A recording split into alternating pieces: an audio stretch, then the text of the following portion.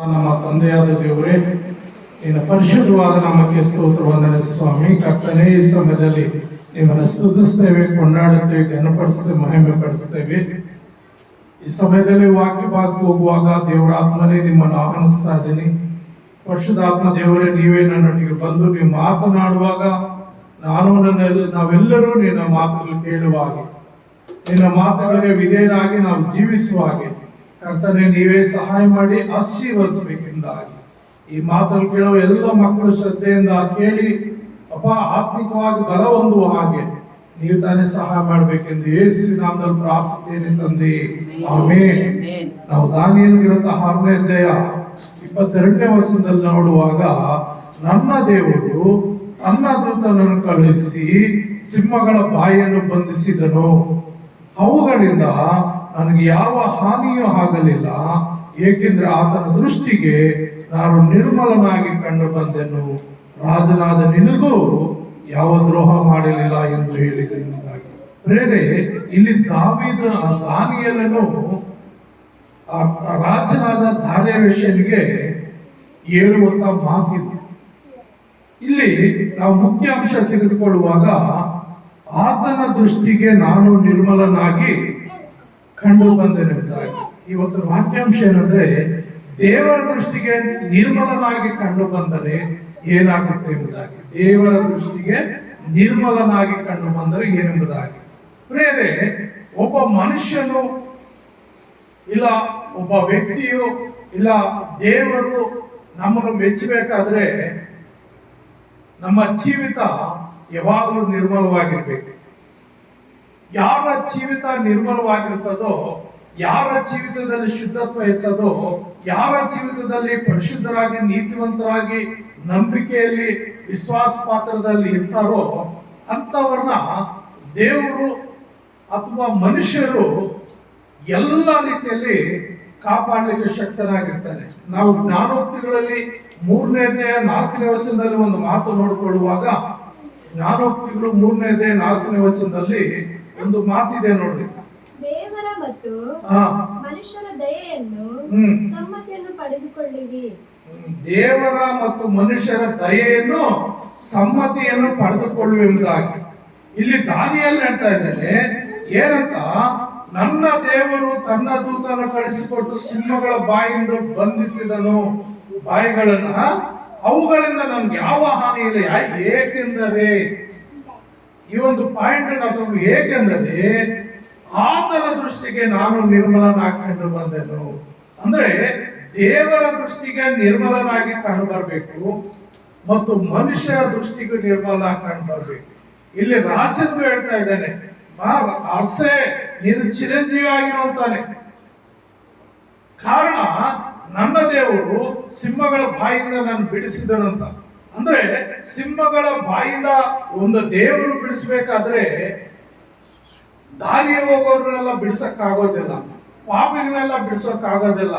ಯಾರು ದೇವರ ಮಾತು ಕೇಳ್ತಾರೋ, ಯಾರು ದೇವರ ಒಂದು ಭಯಭಕ್ತಿಯಲ್ಲಿ ಜೀವಿಸ್ತಾರೋ, ಯಾರು ದೇವರಿಗೆ ನಿರ್ಮಲರಾಗಿ ಕಂಡ್ಬರ್ತಾರೋ ಅವ್ರನ್ನ ಏನ್ ಮಾಡ್ತಾನೆ? ದೇವರು ಸಂರಕ್ಷಿಸ್ತಾನೆ, ಅಂತವ್ರನ್ನ ದೇವರು ಕಾಪಾಡ್ತಾನೆ, ಅಂತವ್ರು ಬರೋದೆಲ್ಲ ಆಪತ್ತುಗಳಿಂದ ಬಿಡಿಸ್ತಾನೆ. ಇಲ್ಲಿ ತೆಲುಗಲ್ಲಿ ಸಾಮೆತರು 4:3-4 అక్కడ ఏం చెప్పాడు చూద్దాము.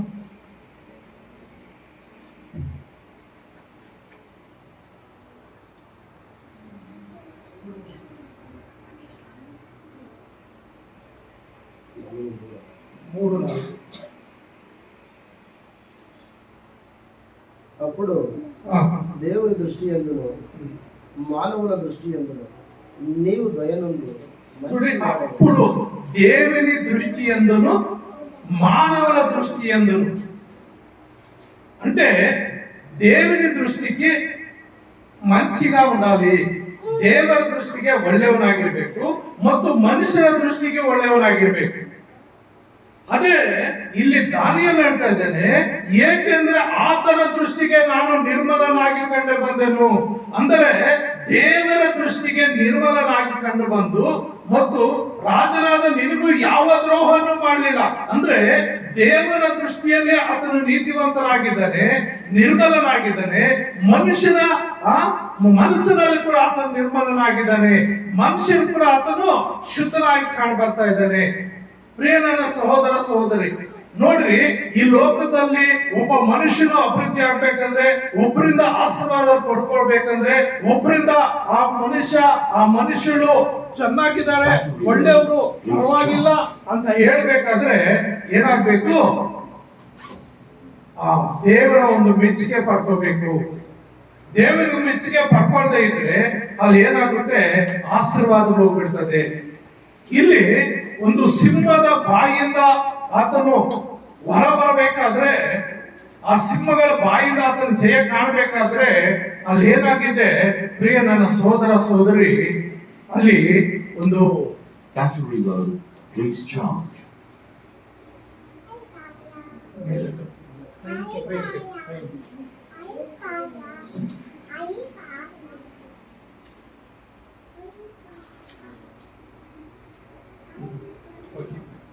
ಅಲ್ಲಿ ಏನಾಗುತ್ತೆ ಅಂತ ನೋಡ್ರಿ, ಆ ಪ್ರಿಯ ನನ್ನ ಸಹೋದರ ಸಹೋದರರೇ, ಇಲ್ಲಿ ದೇವರ ದೃಷ್ಟಿಗೆ ಮತ್ತು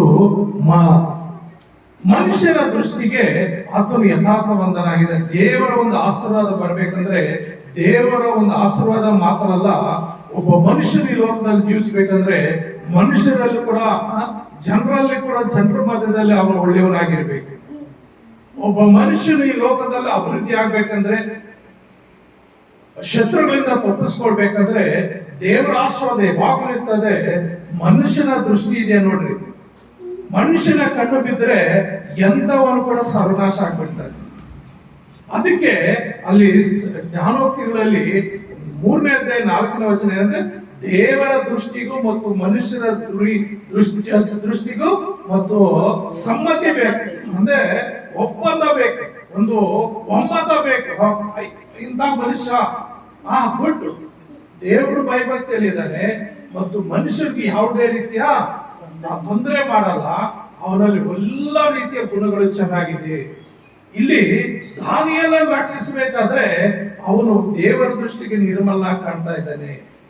ಪ್ರಿಯರೇ, ಯಾವ ರೀತಿ ನಿರ್ಮಲನಾಗಿ ಕಾಣ್ಬರ್ತಾ ಇದ್ದಾನೆ ಅಂತ ನಾವು ನೋಡುವಾಗ ದಾನಿಯೇಲ ಗ್ರಂಥದಲ್ಲಿ 6ನೇ ಅಧ್ಯಾಯ 4ನೇ ವಚನದಲ್ಲಿ ನೋಡ್ರಿ, 6ನೇ ಅಧ್ಯಾಯ 4ನೇ ವಚನ ಏನ್ ಹೇಳುತ್ತೆ?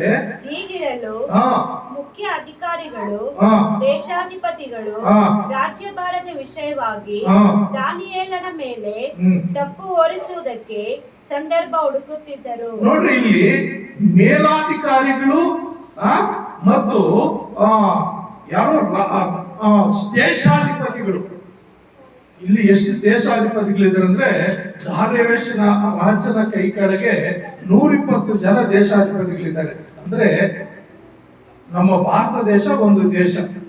ಹಾಗೆ ಈ ಪ್ರಪಂಚದಲ್ಲಿ 120 ದೇಶಾಧಿಪತಿ, ಪ್ರಧಾನಿ ಒಬ್ಬ ದೇಶಾಧಿಪತಿ ಅನ್ಕೊಳ್ರಿ. ಹಾಗೆ ಎಲ್ಲಾ ದೇಶಗಳಲ್ಲಿ ಒಬ್ಬೊಬ್ಬ ದೇಶಾಧಿಪತಿ ಇದ್ರೆ 120 ದೇಶಾಧಿಪತಿಗಳಿಗೆ ಈ ದಾರ್ಯಾವೇಶನು ಲೀಡರ್, ಅಂದ್ರೆ ದೊಡ್ಡವನು.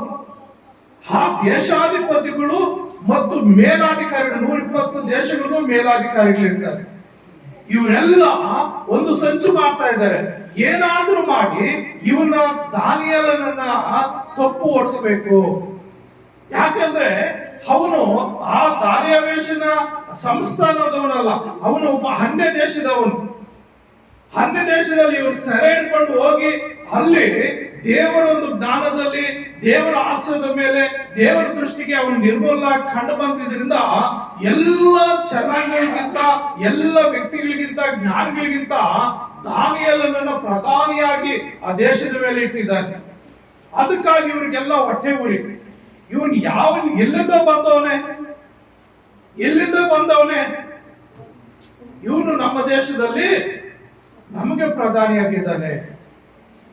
ಈ ಹುಬ್ಬಳ್ಳಿಯಲ್ಲಿ ಒಂದು ಕಡೆ ಹೋಗುವಾಗ ಒಂದು ದೊಡ್ಡ ಚರ್ಚ್ ಕಟ್ಟಿದ್ದಾರೆ. ಆತನ ಯಾವುದೋ ಬೇರೆ ಕಡೆಯಿಂದ ಬೇರೆ ಸ್ಟೇಟ್ ಇಂದ ಬಂದಿರೋದು, ಮಲಯಾಳಿಲ್ಲ, ತಮಿಳಿನ್ಸ್ ಏನೇ ಇರ್ಬೇಕು. ಸುಮಾರು 5,000 ಜನ ಮೇಲ್ಪಟ್ಟು ಕುತ್ಕೊಳ್ಳುವಂತ ಒಂದು ಸಭೆ ಕಟ್ಟಿದ್ದಾನೆ.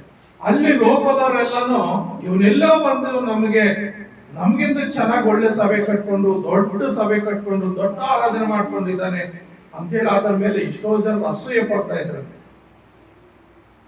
ಅಸೂಯೆ ಪಟ್ರೆ ಆಗೋದಿಲ್ಲ. ದೇವರ ದೃಷ್ಟಿಗೆ ಸರಿ ಬಿಟ್ರೆ ಏನ್ ಬೇಕಾದ್ರೂ ಅಲ್ಲಿ ಮಾಡ್ಬೋದು. ಇಲ್ಲಿ ಏನಾಗ್ತಾ ಇದೆ, ಆ ಜನರು ಆ ದಾನಿಯೇಲನ ಮೇಲೆ ತಪ್ಪು ಹುಡುಕೋದಕ್ಕೆ ಪ್ರಯತ್ನ ಮಾಡ್ತಾ ಇದ್ದಾರೆ. ಈ ಕಾಲದಲ್ಲಿ ನಮ್ಮ ರಾಜ್ಯದಲ್ಲಿ, ನಮ್ಮ ದೇಶದಲ್ಲಿ ನೋಡ್ಬೇಕಾದ್ರೆ ಕೆಲಸದಲ್ಲಿ ಯಾರಾದ್ರೂ ಪ್ರಾಮಾಣಿಕವಾಗಿದ್ದಾರ? ಯಾರಾದ್ರೂ ಕೆಲಸದಲ್ಲಿ ಪ್ರಾಮಾಣಿಕವಾಗಿದ್ದಾರ? ಒಂದು ಸರ್ಕಾರಿ ಉದ್ಯೋಗಗಳಾಗಿ ಏನ್ ಮಾಡ್ತಾರೆ? 10 ಗಂಟೆಗೆ ಆಫೀಸಲ್ಲಿ ಇರ್ಬೇಕು. ಏನ್ ಮಾಡ್ತಾರೆ? 10:30, 11, 12 ಗಂಟೆಗೆ ತಗೋ ಹೋಗ್ತಾರೆ. ನೋಡ, ಅಲ್ಲಿ ಮುಂದೆ ಕೇಳ್ತಾರೆ, ಏನ್ ಹೇಳ್ತದೆ? ತಪ್ಪು ಹುಡುಕೋದಕ್ಕೆ ಕಾಣಲಾದೆ ಹೋದ್ರು ಆದರೆ ತಪ್ಪು ಹೊರಿಸಲು ಯಾವ ಸಂದರ್ಭವನ್ನು, ಯಾವ ತಪ್ಪನ್ನು ಕಾಣಲಾದೆ ಹೋದರು ಅವನ ನಂಬಿಗಸ್ತನಾಗಿದ್ದ ಅವನಲ್ಲಿ ಅಲಸ್ಯವಾಗಲಿ ಅಕ್ರಮವಾಗಿ ಸಿಗಲಿಲ್ಲ. ಅಲಸ್ಯ ಅಂದ್ರೆ ಕೆಲಸಕ್ಕೆ ತಡವಾಗಿ ಹೋಗೋದು, ತಡವಾಗಿ ಕೆಲಸ ಮಾಡುವಂಥದ್ದು. 10 ಗಂಟೆಗೆ ಡ್ಯೂಟಿಯಲ್ಲಿ ಇರ್ಬೇಕು, 11 ಗಂಟೆಗೆ ಹೋಗೋದು. ಇವಾಗ ಬೆರಳು ಮುದ್ರೆ ಬಂದ್ಬಿಟ್ಟಿದೆ, ಆ ಸ್ಕ್ಯಾನರ್ ಇದೆ, ಅಲ್ಲಿ ಹೋಗಿ ಮುಖ ತೋರಿಸ್ಬೇಕು. ಮುಖ ತೋರಿಸಿದ್ರೆ ಮಾತ್ರ ಟೈಮ್ ಸರಿಯಾಗಿ. ಅದರಲ್ಲಿ ಕೂಡ ಕಳ್ತನ ಮಾಡ್ತಾರೆ. ಹೋಗ್ತಾರೆ, ಬೆರಳು ಕೊಟ್ಬಿಡ್ತಾರೆ, ಮುಖ ತೋರಿಸ್ಬಿಡ್ತಾರೆ, ಆರಾಮಾಗಿ ಬೇರೆ ಕೆಲಸಗಳೆಲ್ಲ ಮಾಡ್ಕೊಂಡು ಆ ಕೆಲಸ ಸರಿಯಾಗಿ ಕೆಲಸ ಮಾಡಿದೆ. ಪ್ರತಿಯೊಬ್ಬರು ಅವ್ರಿಗೆ 8 ಗಂಟೆ ಕೆಲಸ ಕೊಟ್ಟಿದ್ರೆ 8 ಗಂಟೆ ಕೆಲಸ ಮಾಡಿದ್ರೆ ಯಾವ ಕೆಲಸ ಪೆಂಡಿಂಗ್ ನಿಲ್ಲಲ್ಲ. ಆವತ್ತಿನ ಕೆಲಸ ಆವತ್ತು ಮುಗಿದೋಗ್ತಾ ಇರ್ತದೆ. ಇವತ್ತು ಭಾರತ ದೇಶದಲ್ಲಿ ಎಷ್ಟೋ ಕೆಲಸಗಳು ಪೆಂಡಿಂಗ್ ಇದೆ. ವರ್ಷಗಟ್ಟಲೆ ಪೆಂಡಿಂಗ್ ಇರ್ತವೆ ಕೆಲವು ಕೆಲಸಗಳು. ಯಾಕೆ ಅಂದ್ರೆ ಅಕ್ರಮ, ಅಂದ್ರೆ ಲಂಚ ಕೊಡೋದಿಲ್ಲ. ಲಂಚ ಕೊಟ್ಟಿದ್ರೆ ವರ್ಷಗಟ್ಟಲೆ ಆಗ್ಲಿ ಆ ಕೆಲಸಗಳನ್ನೇ ಪೆಂಡಿಂಗ್ ಇಟ್ಟಿರ್ತಾರೆ.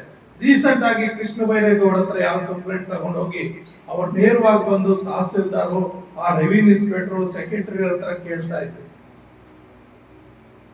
ಏನಪ್ಪಾ ಈ ಒಂದು ಕೆಲಸ ಮಾಡೋದು ಎಷ್ಟು ಟೈಮ್ ಬೇಕು? ಅಲ್ಲ ಸರ್, ಕೆಲಸಗಳು ಒಂಥರ ಅದು ಇದು. ಆಯ್ತಪ್ಪ, ಎಷ್ಟು ವರ್ಷ ಬೇಕು? 1 ವರ್ಷದಿಂದ ಕೆಲಸ ಮಾಡ್ಬೇಕ? 1 ವರ್ಷ. ರೈತರ ಕೋಪ ಬಂದು ಕೃಷ್ಣ ಬೈರೆ ಹತ್ರ ಹೋಗ್ಬಿಟ್ಟವ್ರು, ಕೃಷ್ಣ ಬೈರೇಗೌಡ ಹತ್ರ. ಆತನ ಬಂದು ನೇರವಾಗಿ ಕೇಳ್ತಾ ಇದ್ದಾರೆ, ಇಲ್ಲ ಹೇಳ್ರಪ್ಪ, ನಿನ್ ಪರ್ಸೆಂಟೇಜ್, ಸೆಕ್ರೆಟರಿ ನಿನ್ ಪರ್ಸೆಂಟೇಜ್, ರೆವಿನ್ಯೂ ಇನ್ಸ್ಪೆಕ್ಟರ್ ನಿನ್ ಪರ್ಸೆಂಟೇಜ್, ತಹಸೀಲ್ದಾರ್ ನಿಮ್ ಪರ್ಸೆಂಟೇಜ್, ನಮ್ಗೇನಾದ್ರೂ ಕೊಡ್ತೀರಾ ಪರ್ಸೆಂಟೇಜ್? ಯಾಕಂದ್ರೆ ಹೇಳ್ಕೊಳ್ತೀರಲ್ಲ, ಮೇಲಧಿಕಾರಿ ಎಲ್ಲ ಕೊಡ್ಬೇಕು ಅಂತ ಹೇಳಿ. ಎಷ್ಟೆಷ್ಟು ಕೊಡ್ತಾ ಇದ್ರಿ ಹೇಳ್ರಿ, ಹೋಗಿ ಒಂದು ಬೋರ್ಡ್ ಹಾಕ್ಬಿಡ್ರಿ, ಅಲ್ಲಿ ಒಂದು ಬೋರ್ಡ್ ಹಾಕ್ಬಿಡ್ರಿ. ಅವ್ರು ಏನೋ ಕಷ್ಟಪಟ್ಟು ನಿಮ್ಮ ವರ್ಷಗಟ್ಟಲೆ ನಿಮ್ಮ ಸುತ್ತೋದಕ್ಕಿಂತ ಎಲ್ಲ ಕಷ್ಟಪಟ್ಟು ತಂದು ಕೊಟ್ಬಿಡ್ತಾರೆ ಅಂತ ನೇರವಾಗಿ ಕ್ವಶನ್ ಮಾಡ್ತಾ ಇದ್ದಾರೆ. ಅಂದ್ರೆ ಪ್ರೇರೆ, ಕೆಲಸದಲ್ಲಿ ಯಾರು ಪ್ರಾಮಾಣಿಕ ಕೆಲಸ ಮಾಡಲ್ಲ ಮತ್ತು ಅದರಲ್ಲಿ ಅಕ್ರಮವಾಗಿ ನಡ್ಕೊಳ್ತಾರೆ. ಲಂಚ ಲಂಚ ಲಂಚ ಲಂಚ. ಆ ಸರ್ಕಾರ ಉದ್ಯೋಗಕ್ಕೆ ಪ್ರತಿ ವರ್ಷ ಏನ್ ಮಾಡ್ತಾ ಇದೆ? ಇನ್ಕ್ರೀಸ್ ಮಾಡ್ತಾ ಇದೆ. ಸಂಬಳದ ಮೇಲೆ ಇಷ್ಟು ಪರ್ಸೆಂಟೇಜ್ ಜಾಸ್ತಿ ಮಾಡ್ತಾರೆ. ಪಾಪ ಕೂಲಿ ಕಾರ್ಮಿಕರು ಸಿಗಲ್ಲ ಒಂದು ಇದು. ಆದ್ರೆ ಸರ್ಕಾರಿ ಉದ್ಯೋಗ ಪ್ರತಿ ವರ್ಷ ಇನ್ಕ್ರೀಸ್ ಆಗ್ತಾ ಇರ್ತದೆ, ಜಾಸ್ತಿ ಆಗ್ತಾನೆ ಇರ್ತದೆ. ಆದ್ರೂ ಅವ್ರಿಗೆ ಸಾಕಾಗಲ್ಲ. ಅಕ್ರಮವಾಗಿ ಲಂಚಗಳು ತಗೊಳ್ಳೋದಕ್ಕೆ ಎಷ್ಟೋ. ಆದ್ರೆ ಈ ರೀತಿ ತಪ್ಪು ಹುಡುಕುವಾಗ ಅವನಲ್ಲಿ ಯಾವ ತಪ್ಪು ಸಿಗೋದಿಲ್ಲ. ದಾನಿಯೇಲನಲ್ಲಿ ಯಾವ ತಪ್ಪು, ಅವನ ಕೆಲಸದಲ್ಲಿ ಯಾವ ತಪ್ಪು ಅವನು ಹುಡುಕಕ್ಕಾಗ್ಲಿಲ್ಲ. ಎರಡನೇದಾಗಿ, ಇವನ್ ಈ ಕೆಲಸದಲ್ಲಿ ಆಗಲ್ಲ, ಇನ್ನೊಂದು ರೀತಿ ಮಾಡೋಣ. ಏನ್ ಮಾಡೋಣ ಅಂದ್ರೆ, ದೇವರ ಒಂದು ವಿಷಯದಲ್ಲಿ ನೋಡ್ರಿ, 6ನೇ ವಚನದಲ್ಲಿ ನಾವು ನೋಡುವಾಗ, ಹೀಗೆ ಮುಖ್ಯಾಧಿಕಾರಿಗಳು ದೇಶಾದ್ಯಂತ ರಾಜನ ಸಮ್ಮುಖದಲ್ಲಿ ನೆರೆದು ಬಂದು, 5ನೇ ವಚನ ನೋಡೋಣ. ಈ ದಾನಿಯೇಲನ ಮೇಲೆ ತಪ್ಪು ಹೊರಿಸಲು ಇವನ ದೇವಧರ್ಮದ ಮೂಲಕ ಹೊರತು ಇನ್ನಾವುದರಲ್ಲಿಯೂ ನಮಗೆ ಅವಕಾಶ ದೊರೆಯದು ಅಂದುಕೊಂಡರು. ದೇವಧರ್ಮ ಅಂದ್ರೆ ಏನು ಅಂದ್ರೆ, ಈಗ ನಮ್ಮ ಸಭೆಯಲ್ಲಿ ಎಷ್ಟೊತ್ತಿಗೆ ಆರಾಧನೆ ಸ್ಟಾರ್ಟ್ ಆಗೋದು? 11 ಗಂಟೆಗೆ. 11 ಗಂಟೆ ಕರೆಕ್ಟ್ ಆಗಿ ಇನ್ನ ಸಾಧ್ಯವಾದ್ರೆ 5 ನಿಮಿಷ 10 ನಿಮಿಷ ಮುಂಚೆ ಬಂದು ಇಲ್ಲಿ ಕುತ್ಕೋಬೇಕು. ನೀನು ದೇವರ ವಾಕ್ಯವನ್ನು ಕೇಳುವಂತವರು, ದೇವರ ಆಜ್ಞೆ ಕರೆಕ್ಟ್ ಆಗಿ ಪಾಲಿಸುವರಾದ್ರೆ, ದೇವ ಧರ್ಮದ ಪ್ರಕಾರ ನೀನು ನಡ್ಕೊಳ್ಳೋದಾದ್ರೆ, ನೀನು ಕರೆಕ್ಟ್ ಆಗಿ ನಿನ್ನ ಸಮಯಕ್ಕೆ, ನಿನ್ಗೆ ಎಷ್ಟೋ ಸಮಯ ಇರಲಿ. ಒಂದು ರೈಲ್ಗೆ ಹೋಗ್ಬೇಕಂದ್ರೆ ಏನ್ ಮಾಡ್ತೀವಿ? ಇನ್ನೂ ಅರ್ಧ ಗಂಟೆ ಮುಂಚಿತವಾಗಿ, ಒಂದು ಗಂಟೆ ಮುಂಚಿತವಾಗಿ ಹೋಗ್ತಾರೆ. ಇನ್ನು ಯಾವ್ದಾದ್ರು ಮದುವೆ ಕಾರ್ಯಗಳು ಇನ್ನು ಎಲ್ಲಾದ್ರೂ ಹೋಗ್ಬೇಕಂದ್ರೆ ಏನ್ ಮಾಡ್ತೀರಿ? ಎಲ್ಲಕ್ಕಿಂತ ಚೆನ್ನಾಗಿ ಉಡುಗೆ ತೊಡುಗೆ ಮಾಡ್ಕೊಂಡು ರಾತ್ರಿ ಎಲ್ಲ ಬೇಕಾದ್ರೆ ನಿದ್ರೆ ಕೆಟ್ಟು ಎಲ್ಲ ರೆಡಿ ಮಾಡ್ಕೊಂಡು ಹೋಗ್ತಾರೆ. ಅದ್ರ ಚರ್ಚಿಗೆ ಬರ್ಬೇಕಂದ್ರೆ ಅನೇಕರು ಒಳ್ಳೆ ಬಟ್ಟೆ ಕೂಡ ಹಾಕೊಂಡ್ ಬರಲ್ಲ. ಮೊದಲು ದೇವರಿಗೆ ಮೊದಲನೇ ಸ್ಥಾನ ಕೊಡ್ಬೇಕು. ದೇವ್ರು ಏನ್ ಕೊಟ್ಟಿದ್ದಾನೆ ಎಲ್ಲ ದೇವರ ದಿನದಲ್ಲಿ ದೇವರಿಗಾಗಿ ಮೊದಲನೇ ಸ್ಥಾನ. ಉಡುಗೆ ತೊಡುಗಳಲ್ಲಿ ಪ್ರತಿಯೊಂದರಲ್ಲಿ ದೇವರಿಗೆ ಪ್ರಥಮ ಸ್ಥಾನ ಕೊಡ್ಬೇಕು. ಇಲ್ಲಿ ದೇವರ ವಿಷಯದಲ್ಲಿ ದಾನಿಯಲ್ ಪರೀಕ್ಷೆ ಮಾಡುವಾಗ ಅವ್ರು ಏನ್ ಮಾಡ್ತಾರೆ ಅನ್ನೋ ಒಂದು ಆಲೋಚನೆ ಮಾಡ್ತಾರೆ. ಈ ರೀತಿ ಇವನ್ನ ಶಿಕ್ಷಿಸ್ಬೇಕು ಅಂತ ಹೇಳಿ ರಾಜನ ಹತ್ರ ಹೋಗಿ, ರಾಜನೇ 30 ದಿವಸ ಯಾರಿಗೂ ದೇವರಿಗೂ ಪ್ರಾರ್ಥನೆ ಮಾಡಬಾರ್ದು, ಮನುಷ್ಯರಿಗೂ ವಿಜ್ಞಾಪನೆ ಮಾಡಬಾರ್ದು, ದೇವ್ರಿಗಾಗಿ ಮನುಷ್ಯರಿಗಾಗಿ ಯಾರಿಗೂ ಹೇಳ್ಬಾರ್ದು, ನಿನ್ನೊಬ್ಬನ ಹತ್ರ ಬಂದು ತಮ್ಮ ಕಷ್ಟಗಳೇನಿದ್ರು ಹೇಳ್ಕೋಬೇಕು 30 ದಿವಸಗಳ ಕಾಲ. ಈ ರೀತಿ ಅವನ್ನ ಪರೀಕ್ಷೆ ಮಾಡ್ಬೋದು. ಈ ರೀತಿ ಅವನ ಮೇಲೆ ತಪ್ಪೊರಿಸಿ ಅವನೇನಾದ್ರೂ ಮಾಡಿ ನಾಶ ಮಾಡ್ಬೇಕು ಅಂತ ಅವರೆಲ್ಲ ತೀರ್ಮಾನ ಮಾಡ್ಕೊಂಡು ಹೋಗಿ ರಾಜನ ಯಾಕೋ ಮನ ಒಲಿಸಿ ರಾಜಾಜ್ಞೆ ಒಂದು ಶಾಸನ ಪಾಸ್ ಮಾಡ್ಬಿಡ್ತಾರೆ. ಹಸ್ತಾಕ್ಷರ ಪಾಸ್ ಮಾಡ್ಬಿಡ್ತಾರೆ. ಒಂದು ವೀಲ್ ಬರ್ದ್ಬಿಡ್ತಾರೆ, ಅದು ಕಾನೂನು ಬರ್ದ್ಬಿಡ್ತಾರೆ. ಸರಿ, 30 ದಿವಸ ಪ್ರಾರ್ಥನೆ ಮಾಡಂಗಿಲ್ಲ, 30 ದಿವಸ ಯಾವ ಮನುಷ್ಯನ ಹತ್ರ ತನ್ನ ಕಷ್ಟ ಹೇಳ್ಕೊಳಂಗಿಲ್ಲ, ನೇರವಾಗಿ ರಾಜನ ಹತ್ರ ಹೋಗಿ ಹೇಳ್ಕೋಬೇಕು. ಈ ವಿಷಯ ದಾನಿಯೇಲನಿಗೆ ಗೊತ್ತಾಗುತ್ತೆ. ಗೊತ್ತಾದ್ರೆ ಅವನೇನು ಚಿಂತೆ ಮಾಡೋದಿಲ್ಲ. ಯಥಾಪಾತಕ್ಕೆ ಹೋಗ್ತಾನೆ, ಮನೆಗೆ ಹೋಗ್ತಾನೆ. ಅವನು ಒಂದು ಕಿಟಕಿ ಇದೆ, ಕಿಟಕಿ ಇಲ್ಲದ ಒಂದು ಇದಿದೆ, ಅಲ್ಲಿ ಕುತ್ಕೊಂಡು ದಿನ ಆ ದೇವಾಲಯಕ್ಕೆ ನೋಡಿ ದಿನಕ್ಕೆ 3 ಆವರ್ತಿ ಬೆಳಿಗ್ಗೆ ಮಧ್ಯಾಹ್ನ ಸಾಯಂಕಾಲ 3 ಆವರ್ತಿ ಪ್ರಾರ್ಥನೆ ಮಾಡ್ತಾ ಇದ್ದ. ಪ್ರಾರ್ಥನೆ ಮಾಡೋದ್ರಲ್ಲಿ ಹುಡುಕ್ಬೇಕಂತ ಪ್ಲಾನ್ ಮಾಡಿದ್ರು. ಆದ್ರೆ ಅವನು ಅವರ ರಾಜನ ಆಜ್ಞೆಗೆ ಭಯಪಡಲಿಲ್ಲ. ಕಾರಣ ಏನಂದ್ರೆ ಬೇರೆ ಅವನಲ್ಲಿ ಒಳ್ಳೆ ನಂಬಿಕೆ ಇತ್ತು, ಒಂದು ಪ್ರೀತಿ ಇತ್ತು, ದೇವರ ಮೇಲೆ ಅಪಾರವಾದ ವಿಶ್ವಾಸ ಇತ್ತು. ಆ 1 ಯೋಹಾನ 4:4 ಏನ್ ಹೇಳ್ತದೆ? 1 ಯೋಹಾನ 4:4 ಒಂದು ಮಾತು ಹೇಳ್ತದೆ ನೋಡ್ರಿ. ಏನಂದ್ರೆ,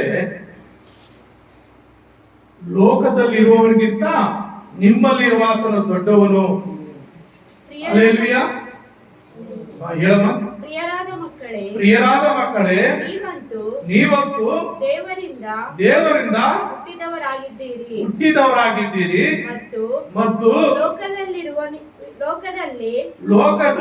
ಇರುವವನಿಗಿಂತ ನಿಮ್ಮಲ್ಲಿ ಇರುವ ಆತನು ಹೆಚ್ಚಿನವನಾಗಿರುವುದರಿಂದ ನೀವು ಆ ಸುಳ್ಳು ಪ್ರವಾದಿಗಳನ್ನು ಜಯಿಸಿದ್ದೀರಿ. ಪ್ರಿಯರೇ, ಸೈತಾನನು 1 ಪೇತ್ರ 5:8 ಪ್ರಕಾರ ಅವನೇನ್ ಮಾಡ್ತಾನಂದ್ರೆ, ಗರ್ಜಿಸುವ ಸಿಂಹದೋಪಾದಿಯಲ್ಲಿ ಯಾರನ್ನು ಯಾವ ರೀತಿ ಆದ್ರೂ ಮುಳುಗಿಸ್ಬೇಕು, ದೇವರಿಂದ ದೂರ ಮಾಡ್ಬೇಕು, ಜನರಿಂದ ದೂರ ಮಾಡ್ಬೇಕು, ಅವನ್ ಬರುವಂತ ಆಶೀರ್ವಾದಗಳು ಅವನಿಂದ ದೂರ ಮಾಡ್ಬೇಕಂತೇಳಿ ಸೈತಾನನು ಶತ್ರು ಅನೇಕ ವಿಧಗಳಲ್ಲಿ ನಮ್ಮ ಮೇಲೆ ಕುತಂತ್ರ ಮಾಡುವಾತನಾಗಿದ್ದಾನೆ.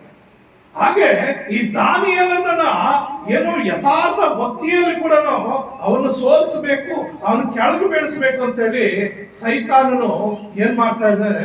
ದಾನಿಯೇಲನ ಮೇಲೆ ಆ ದೇಶಾಧಿಪತಿಗಳನ್ನ, ಆ ಮುಖ್ಯಾಧಿಕಾರಿಗಳನ್ನ ತಿರುಗಿ ಬೆಳೆಸಿ ದಾನಿಯೇಲನ ಯಾವುದೇ ರೀತಿಯಲ್ಲಿ ದೇವರಿಂದ ದೂರ ಮಾಡ್ಬೇಕೆಂದು ಪ್ರಯತ್ನ ಮಾಡ್ತಾನೆ. ಆದ್ರೆ ಪ್ರಯತ್ನ ಮಾಡಿದ್ರೆ 30 ದಿವಸ ಅಲ್ಲ, 1 ದಿವಸ ಕೂಡ ಅವನು ತನ್ನ ರೂಢಿನ ಮರ್ತೋಗ್ಲಿಲ್ಲ. ದಿನಕ್ಕೆ 3 ಆವರ್ತಿ ಆ ಒಂದು ಆಜ್ಞೆ ಇದ್ರು ಕೂಡ 30 ದಿವಸ ಹೋಗಿ ಅವನು ಏನ್ ಮಾಡ್ತಾ ಇದ್ದ? ಪ್ರಾರ್ಥನೆ ಮಾಡ್ತಾ ಇದ್ದ. ಯಾಕಂದ್ರೆ ಈ ಲೋಕದಲ್ಲಿರುವಂತಹ ಸೈತಾನನಿಗಿಂತ ನನ್ನಲ್ಲಿರುವಾತನು, ನಾನು ಆರಾಧಿಸುವಂತ ನನ್ನ ದೇವರು ಶಕ್ತನು, ಆ ಸಿಂಹಗಳ ಗವಿಯಿಂದ ಬಿಡಿಸಲಿಕ್ಕೆ ಶಕ್ತನು ಎಂಬುದಾಗಿ ಅವನೇನ್ ಮಾಡಿದ? ನಂಬಿದ್ದ. ಅದಕ್ಕಾಗಿ ದಿನಕ್ಕೆ 3 ಆವರ್ತಿ ಹೋಗಿ ಅವನು ಯಥಾ ಪ್ರಕಾರವಾಗಿ ದೇವರನ್ನು ಪ್ರಾರ್ಥನೆ ಮಾಡ್ತಾ ಇದ್ದೆ. ಆದ್ರಿಂದ ಆ ವಿಷಯ ತಿಳ್ಕೊಂಡು ಆ ತಪ್ಪನ್ನು ತಗೊಂಡೋಗಿ ರಾಜನ ಹತ್ರ ತಗೊಂಡು ಹೋಗ್ತಾರೆ. ಆ ರಾಜನ ಹತ್ರ ತಗೊಂಡೋಗಿ ಅಲ್ಲಿ ಏನ್ ಮಾಡ್ತಾರೆ ಅಂದ್ರೆ, ಪ್ರಿಯರೇ, ನೋಡು, ಶಾಸನ ಹಿಂಗ್ ಬರ್ತಿದ್ಯಲ್ಲ, ಆದ್ರೆ ಅವನು ನಿನ್ನ ಆಜ್ಞೆ ಮೀರ್ತಾ ಇಲ್ಲ, ಅವನು ಪ್ರಾರ್ಥನೆ ಮಾಡ್ತಾ ಇದ್ದಾನೆ, ದಿನಕ್ಕೆ 3 ಆವರ್ತಿ ಪ್ರಾರ್ಥನೆ ಮಾಡ್ತಾ ಇದ್ದಾನೆ. ಆದ್ರಿಂದ ಪ್ರಿಯ ನನ್ನ ಸಹೋದರ ಸಹೋದರಿ, ಅಲ್ಲಿ ಏನಾಗುತ್ತಂದ್ರೆ, ಆ ಪ್ರಾರ್ಥನೆ ಒಂದು ಸಂದರ್ಭ ಅಲ್ಲೇನಾಗುತ್ತೆ, ಅವನ್ನ ತಪ್ಪು ಸಿಕ್ಕಾಕೊಂತಾರೆ. ಆದ್ರೆ ಈ ರಾಜನ ಹತ್ರ ಆ ದಾನಿಯೇಲನು ನಿರ್ಮಲನಾಗಿರ್ತಾನೆ, ರಾಜನಿಗೆ ಯಾವೊಂದು ದ್ರೋಹ ಮಾಡಿರಲ್ಲ. ಆದ್ರಿಂದ ಆ ದಾನಿಯೇಲನ ತಪ್ಪಿಸೋದಕ್ಕೆ ಇಡೀ ಬೆಳಗಿನಿಂದ ಹೊತ್ತು ಮುಳುಗೋ ತನಕ ಅವ್ರ ಹತ್ರ ಏನೇನೋ ವಾದ ಮಾಡ್ತಾರೆ. ಯಾವುದೋ ಒಂದು ರೀತಿಯಲ್ಲಿ ದಾನಿಯನ್ನು ತಪ್ಪಿಸ್ಬೇಕು ಅಂತ ರಾಜನೇ ಅವನಿಗೋಸ್ಕರ ಪ್ರಯಾಸ ಪಡ್ತಾ ಇರ್ತಾನೆ. ಆದರೆ ಇವರು ಬಿಡೋದಿಲ್ಲ. ಮೇಲಾಧಿಕಾರಿಗಳು, ಈ ದೇಶಾಧಿಪತಿಗಳು, ಇಲ್ಲ ರಾಜನೇ, ಈ ಒಂದು ಆಜ್ಞೆ ಬರ್ತಿದೆ, ಇದನ್ನ ಎಷ್ಟು ಮಾತ್ರ ಬದಲು ಮಾಡಬಾರ್ದು, ಇದರಿಂದ ವಿರುದ್ಧವಾಗಿ ನಾವು ಮಾಡಿದ್ರೆ ಇಲ್ಲ ಪ್ರಜೆಗಳಿಗೂ ಒಂದು ತಪ್ಪಾರ್ಥ ಹೋಗ್ತದೆ, ಇಲ್ಲ ರಾಜ ಶಾಸನ ಏನಿದೆಯೋ ಅದನ್ನ ನೆರವೇರಿಸಲೇಬೇಕು ಅಂತ ಹೇಳಿ ಹಠ ಹಿಡಿತಾರೆ.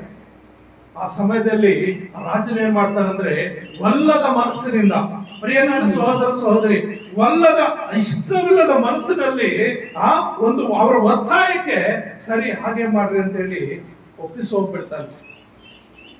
ಒಪ್ಪಿಸಿ ಹೋಗುವಾಗ ಅಲ್ಲೇನಾಗುತ್ತದೆ ಪ್ರಿಯರೇ, ರಾತ್ರಿ ಮನೆಗೆ ಹೋಗ್ತಾನೆ. ರಾಜನು ಪ್ರತಿದಿನ ರಾತ್ರಿ ಊಟ ಮಾಡ್ಬೇಕಾದ್ರೆ ಆ ಒಂದು ದೂರದಲ್ಲಿ ಒಂದು ಹಾಡುವಂತವ್ರು, ಮ್ಯೂಸಿಕ್ ಬಾರಿಸುವಂತವ್ರು, ರಾಜನ ವಿನೋದಕ್ಕಾಗಿ ಆ ರೀತಿ ಮ್ಯೂಸಿಕ್ ಬಾರಿಸೋರು, ಹಾಡುಗಳಾಡೋರು ಇರ್ತಾರೆ. ಆ ಕಾರ್ಯಗಳು ನಡೀತಾ ಇರ್ತದೆ. ಆತನ ಟೇಬಲ್ ಸುತ್ತಲೂ ಕೆಲಸಗಾರ ಇರ್ತಾರೆ. ರಾಜನಿಗೆ ಯಾವ ರೀತಿ ಅಂದ್ರೆ ಕೈ ತೊಳೆಕೆ ತಟ್ಟೆ ತಂದು ಕೊಡೋನೊಬ್ನು, ಕೈಗೆ ನೀರು ಹಾಕೋನೊಬ್ಬನು, ಕರ್ಚೀಫ್ ಕೊಡುವಂತವನೊಬ್ಬನು, ಆಹಾರ ಪದಾರ್ಥಗಳನ್ನು ಬಡಿಸುವಂತವ್ರೊಬ್ರು, ಪಾನೀಯ ಕೊಡುವಂತವ್ರೊಬ್ನು, ಒಂದೊಂದು ಕೆಲಸಕ್ಕೂ ಒಬ್ಬೊಬ್ರು ಕೆಲಸಗಾರ ಇರ್ತಾರೆ. ಒಬ್ಬನಲ್ಲಿ ಊಟ ಮಾಡಕ್ಕಿದ್ರೆ 10 ಜನ ಬೇಕಾದ್ರಲ್ಲಿ ಕೆಲಸಗಾರ ಇರ್ತಾರೆ. ಅಂತ ಒಂದು ಸಂದರ್ಭ ಇದ್ರೂ ಕೂಡ ಅವನು ಆ ರಾತ್ರಿ ಊಟ ಮಾಡಲಿಲ್ಲ. ಯಾಕೆಂದ್ರೆ ಅವನು ರಾಜನಿಗೆ ಯಾವ ಒಂದು ದ್ರೋಹ ಮಾಡಲಿಲ್ಲ. ರಾಜನ್ ನಿಶ್ಚಿಂತೆಯಾಗಿರುವಂತೆ ದೇಶದ ಎಲ್ಲಾ ಕೆಲಸಗಳನ್ನು ದಾನಿಯೇಲನು ನಿಭಾಯಿಸಿಕೊಂಡು ಹೋಗ್ತಾ ಇದ್ದ. ಯಾವ ಆಲಸ್ಯ ಮಾಡ್ತಾ ಇರ್ಲಿಲ್ಲ. ಈ ಆವತ್ತಿನ ಕೆಲಸ ಅವತ್ತಿಗೆ ಮುಕ್ತಾಯ ಮಾಡ್ತಾ ಇದ್ದೆ, ನಾಳೆಗೆ ಅಂತ ಇಟ್ಕೊಳ್ತಾ ಇರ್ಲಿಲ್ಲ. ರಾಜ್ಯಕ್ಕೆ ಯಾವ ಒಂದು ದ್ರೋಹ ಮಾಡ್ತಾ ಇರ್ಲಿಲ್ಲ. ಹಾಗಾಗಿ ದೇವರ ದೃಷ್ಟಿಯಲ್ಲಿ ನಿರ್ಮಲನಾಗಿದ್ದಾನೆ. ರಾಜನಿಗೂ ಯಾವ ದ್ರೋಹ ಮಾಡದೆ ಕೆಲಸ ಮಾಡೋದ್ರಿಂದ ರಾಜನು ಅವನನ್ನು ಬಿಟ್ಕೊಡಕ್ಕೆ ಅವನಿಗೆ ಇಷ್ಟ ಆಗ್ತಾ ಇಲ್ಲ. ಅದಕ್ಕೆ ಅನ್ಯಾಯವಾಗಿ ಒಬ್ಬನ ಸಿಂಹದ ಗವಿಯಲ್ಲಿ ಹಾಕ್ಬಿಟ್ನೆ ಅಂತ ಹೇಳಿ ಏನ್ ಮಾಡ್ತಾರೆ ಅಂದ್ರೆ ಆ ರಾತ್ರಿ ಎಲ್ಲ ನಿದ್ದೆ ಮಾಡೋದಿಲ್ಲ. ಯಾರಾದ್ರೂ ಒಬ್ಬ ಮನುಷ್ಯನಿಗೆ ಒಬ್ಬ ರಾಜನ ಚಿಂತೆ ಮಾಡೋದುಂಟ, ಊಟ ಬಿಡೋದುಂಟ, ನಿದ್ದೆ ಮಾಡೋದು, ಉಪವಾಸ ಮಾಡೋದುಂಟ. ಆದ್ರೆ ಇವನು ಉಪವಾಸ ಮಾಡ್ತಾನೆ ಆ ರಾತ್ರಿ. ಹಾಗೆಯೇ ಆ ಉಪವಾಸದಲ್ಲಿ ಹಾಗೆಯೇ ನಿದ್ದೆ ಮಾಡ್ಬಿಡ್ತಾನೆ. ನಿದ್ದೆ ಮಾಡ್ಬಿಟ್ಟು ಮತ್ತೆ ಇನ್ನು ಬೆಳಿಗ್ಗೆನೆ ಅವನ್ ಏನ್ ಮಾಡ್ತಾನಂದ್ರೆ ನೋಡ್ರಿ 19ನೇ ವಚನ ಹೇಳ್ತದೆ, ಮಾರನೇ ಬೆಳಿಗ್ಗೆ ರಾಜನ ಉದಯದಲ್ಲೇ ಎದ್ದು ಸಿಂಹಗಳ ಗವಿಯ ಬಳಿಗೆ ತ್ವರೆಯಾಗಿ ಹೋದನು. ಅಂದ್ರೆ ಇನ್ನೂ ಬೆಳಕಾಗಿಲ್ಲ, ಕತ್ತಲಿರುವಾಗಲೇ ಅವನಿಗೆ ಎಚ್ಚರ ಆದ ತಕ್ಷಣ ಎಲ್ಲಿಗೆ ಹೋಗ್ತಾ ಇದ್ದಾನೆ? ಗವಿ, ಸಿಂಹಗಳ ಗವಿ ಎಲ್ಲಿದೆಯೋ ಅಲ್ಲಿಗೆ ಹೋಗ್ತಾ ಇದ್ದಾನೆ. ಅವನು ರಾಜನು. ಯಾರಿಗಾದ್ರು ಯಾರು ಅಲ್ಲಂದ್ರೆ ಈಗ ಸ್ವಾಮಿ ಇದೀನಿ ಅಂತ ಬರ್ತಾರೆ ಸೈನಿಕರು, 106 ಸೈನಿಕರು ಅವರನ್ನು ಇರ್ತಾರೆ. ಆದರೆ ಯಾರನ್ನ ಕರೆದು ದಾನಿಯಲ್ಲಿ ಏನಾಗಿದೆ ಹೋಗಿ ನೋಡ್ರು ಅಂತ ಹೇಳ್ಬೋದಾಗಿತ್ತು. ಆದ್ರೆ ಯಾರನ್ನು ಕೇಳಿಲ್ಲ. ತಾನಾಗೆ ತಾನು ಹೋಗ್ತಾ ಇದ್ದಾನೆ ಆ ಸಿಂಹಗಳ ಗವಿ ಹತ್ರ. ಹೋಗಿ ಅಲ್ಲಿ ಏನ್ ಹೇಳ್ತಾ ಇದ್ದಾನೆ ನೋಡ್ರಿ, 20ನೇ ವಚನದಲ್ಲಿ ನೋಡ್ತೇವೆ, ದಾನಿಯೇಲನಿಂದ ಗವಿಯ ಸಮೀಪಕ್ಕೆ ಬಂದು ಅವನು ದುಃಖ ಧ್ವನಿಯಿಂದ ಏನೋ, ಅಯ್ಯೋ ದಾನಿಯೇಲನು ಬದುಕಿದವ ಇಲ್ವೋ, ಆ ಗವಿಯಲ್ಲಿ ಸಿಂಹಗಳು ಜಾಸ್ತಿ ಇದೆ. ಸಿಂಹಗಳಿಗೆ ಮನುಷ್ಯರು ಸಿಕ್ತೆ ಹೆಂಗಿರ್ತದೆ? ಬೆಲ್ಲ ತಿಂದಂಗಿರ್ತದೆ, ಒಬ್ಬಟ್ಟು ತಿಂದಂಗಿರ್ತದೆ. ಅಂತಹದ್ದು ಏನ್ ಮಾಡಿದ್ವು? ಸತ್ತೋದು ಬಿಟ್ಟಿದ್ದಾನೇನೋ, ಆ ಸಿಂಹಗಳು ತಿಂದಾಕ್ಬಿಟ್ಟಿದೆಯೇನೋ ಅಂತೇಳಿ ದುಃಖ ಧ್ವನಿಯಿಂದ ಏನ್ ಹೇಳ್ತಾ ಇದ್ದಾನೆ? ದಾನಿಯೇಲ ಕೂಗಿ, ದಾನಿಯೇಲನೇ, ಜೀವ ಸ್ವರೂಪನಾದ ದೇವರ ಸೇವಕನೇ, ನೀನು ನಿತ್ಯವೂ ಭಜಿಸುವ ನಿನ್ನ ದೇವರು ನಿನ್ನನ್ನು ಸಿಂಹಗಳಿಂದ ಉದ್ಧರಿಸುವ ಶಕ್ತನಾದನೋ ಎಂದು ಕೇಳಲು ಏನ್ ಮಾಡ್ತಾ ಇದ್ದೇನೆ? ನಿತ್ಯವೂ ನೀನು ಭಜಿಸ್ತೀಯಲ್ಲ, ಬೆಳಿಗ್ಗೆ, ಮಧ್ಯಾಹ್ನ, ಸಾಯಂಕಾಲ 3 ಸಾರಿ ನೀನು ದೇವರನ್ನ ಆರಾಧನೆ ಮಾಡ್ತೀಯಲ್ಲ, ಆ ದೇವರು ನಿನ್ನನ್ನು ಉದ್ಧರಿಸಲು, ನಿನ್ನ ಜೀವನ ಕಾಪಾಡಲು ಶಕ್ತನಾದನ ಅಂತೇಳಿ ದಾನಿಯೇಲ ಕೇಳುವಾಗ, ದಾನಿಯೇಲನು ಭೂಮಿ ಒಳಗಡೆ ಇದೆ ಗವಿ, ಭೂಮಿ ಒಳಗಡೆ ಇದೆ ಪ್ರಿಯರೇ ಗವಿ. ಆ ಗವಿಯಲ್ಲಿ ಅಲ್ಲಿಂದ ಏನ್ ಮಾಡ್ತಾನೆ? ಅರಸೇ ಚಿರಂಜೀವಿ ಆಗಿರು, ಅಂದ್ರೆ ಇನ್ನೂ 100 ಕಾಲ ಬಾಳು, ಇನ್ನೂ 100 ಕಾಲ ಬಾಳು. ನನ್ನ ದೇವರು ತನ್ನ ದೂತನ ಸಿಂಹಗಳ ಕಳಿಸಿ ತನ್ನ ದೂತನನ್ನು ಕಳಿಸಿ ಸಿಂಹಗಳ ಬಾಯಿಯನ್ನು ಬಂಧಿಸಿದನು. Hallelujah, hallelujah, hallelujah. ದೇವರು ಇಲ್ಲಿ ಒಬ್ಬ ಮನುಷ್ಯನಾದಂತ ದಾನಿಯೇಲನಿಗೋಸ್ಕರ ಅಷ್ಟು ಪ್ರಯಾಸ ಪಡ್ತಾ ಇದ್ರೆ ದೇವರು ಏನ್ ಮಾಡಿದ್ದಾನೆ, ಅಲ್ಲಿ ಪರಲೋಕದಿಂದ ದೂತನ ಕಳಿಸ್ಕೊಟ್ಟಿದ್ದಾನೆ. ಏನಕ್ಕೆ? ನಾನು ಆರಿಸ್ಕೊಂಡಂತ ನನ್ನ ಮಗನು ನನ್ನ ದೃಷ್ಟಿಗೆ ನಿರ್ಮಲನಾಗಿ ಕಂಡು ಬಂತವನು ಸಿಂಹಗಳ ಗವಿಯಲ್ಲಿ ಬೀಳ್ತಾ ಇದ್ದಾನೆ. ಅದಕ್ಕೆ ಮೊದಲೇ ಹೋಗಿ ಆ ಸಿಂಹಗಳಿಗೆಲ್ಲ ಪಾಠ ಮಾಡು. ಏನಕ್ಕೆ ಪಾಠ? ಒಬ್ಬ ಮನುಷ್ಯನ ಇವತ್ತು ಬರ್ತಾನೆ, ಆತನು ದೇವರ ದೃಷ್ಟಿಗೆ ನಿರ್ಮಲನಾಗಿದ್ದಾನೆ, ಶುದ್ಧನಾಗಿದ್ದಾನೆ, ಪರಿಶುದ್ಧನಾಗಿದ್ದಾನೆ, ಯಥಾರ್ಥವಂತನಾಗಿದ್ದಾನೆ. ಅವನು ಕೆಲಸದಲ್ಲಿ ಆಲಸ್ಯ ಮಾಡಲ್ಲ, ಕೆಲಸದಲ್ಲಿ ಲಂಚ ತಗೊಳ್ಳಲ್ಲ, ಅಕ್ರಮ ಮಾಡಲ್ಲ, ಮತ್ತು ದೇವಧರ್ಮ ಭಯಭಕ್ತಿ ದೇವರ ಭಕ್ತಿಯಲ್ಲಿ ಪ್ರಾರ್ಥನೆಯಲ್ಲಿ ಹಿಂದಕ್ಕೆ ಹೋಗಲ್ಲ. ಅವನು ನನ್ನ ದೃಷ್ಟಿಗೆ ಸರಿಬೀಳುವ ಆ ನಿರ್ಮಲನ ಕಂಡು ಬಂದಿದ್ದಾನೆ. ಹಾಗಾಗಿ ಆ ದಾನಿಯೇಲನನ್ನು ಇವತ್ತು ನೀವು ಮುಟ್ಟಬಾರ್ದು. ಅವರಿಗೆ ನೀವು ಕಾವಲುಗಾರಾಗಿರ್ಬೇಕು.